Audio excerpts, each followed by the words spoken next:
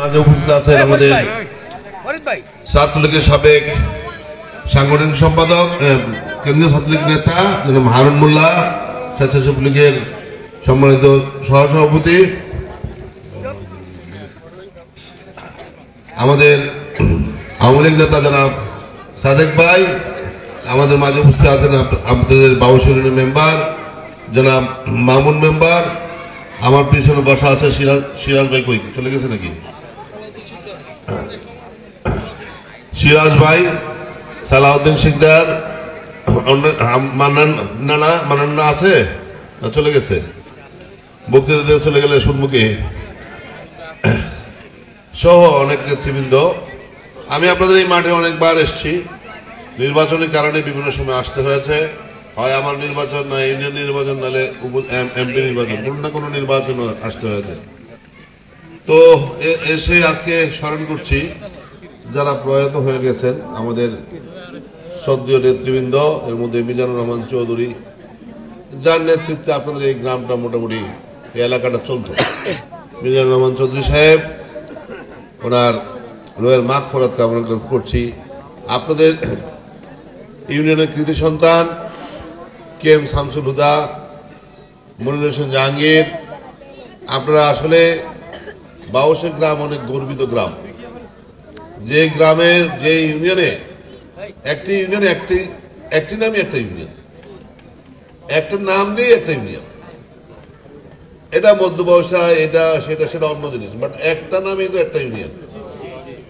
পাশাপাশি আপনাদের এই গ্রামের কৃতি সন্তান ছিলেন এমএলএ, পরবর্তীতে জাতীয় সংসদ সদস্য, গজেরা উপজেলা কিন্তু আর ছিল না, এখন পর্যন্ত হয় নাই কিন্তু। তো ওনারা ছিল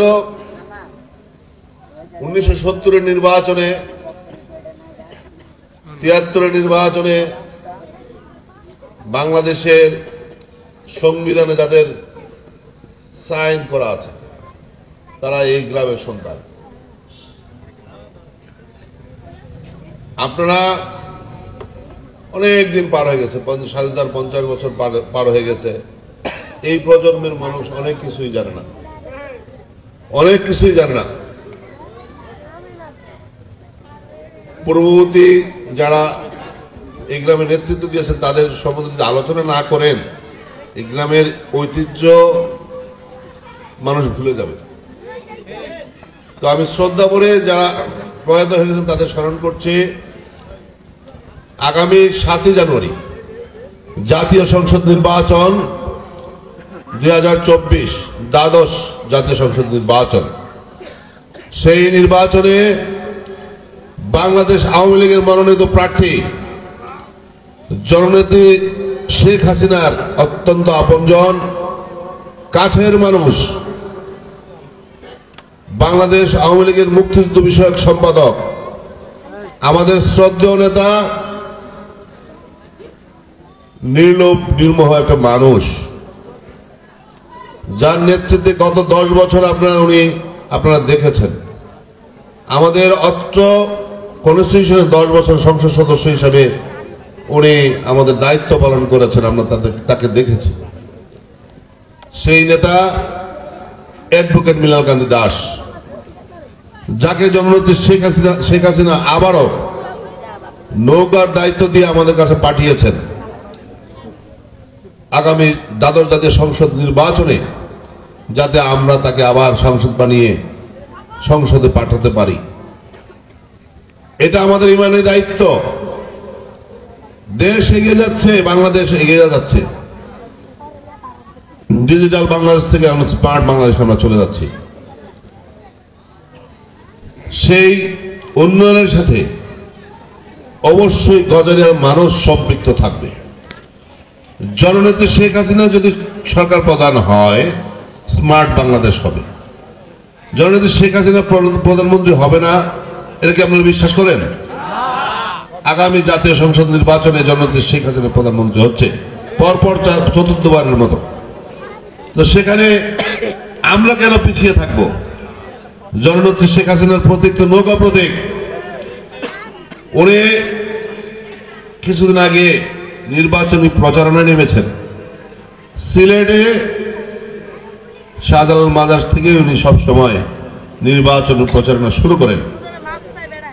সেখানে উনি নির্বাচনী প্রচারণায় কোন মার্কার নৌকা ভোট চেয়েছেন? নৌকা মার্কার ভোট দিতে চেয়েছেন। উনি কি কোন মার্কায় নির্বাচন করছেন? নৌকা মার্কায়। জাতির জনকের মার্কা কি? স্বাধীনতা যুদ্ধের মার্কা কি? 1970-এর মার্কা কি? সোহরাওয়ার্দীর মার্কা কি? ভাসানীর মার্কা কি? জনগণের মার্কা কি? গজরের মার্কা কি? মুন্সিগঞ্জের মার্কা কি? আবার আপনার মার্কা কি? তাই আগামী 7 জানুয়ারি 2024-এ আমরা নৌকা মার্কায় ভোট দিব। সকল বিভ্রান্তি ভুলে মানুষকে বিভ্রান্ত করা হচ্ছে। আপনারা বিভ্রান্তিতে পড়বেন না। এই আমাকে দেখেন না, আপনারা আমাকে এই জায়গায় দাঁড়া করিয়েছেন, 2 বার ভোট দিয়েছেন আমাকে। আপনাদের ভোট আমার কাছে আমানত ছিল, আমার কাছে আমানত ছিল। 10 বছর আমি সার্ভিস দিয়েছি আপনাদেরকে, আমি আমানতের খেয়াল করে নেই। আল্লাহ আমাকে অনেক ভালো রেখেছে।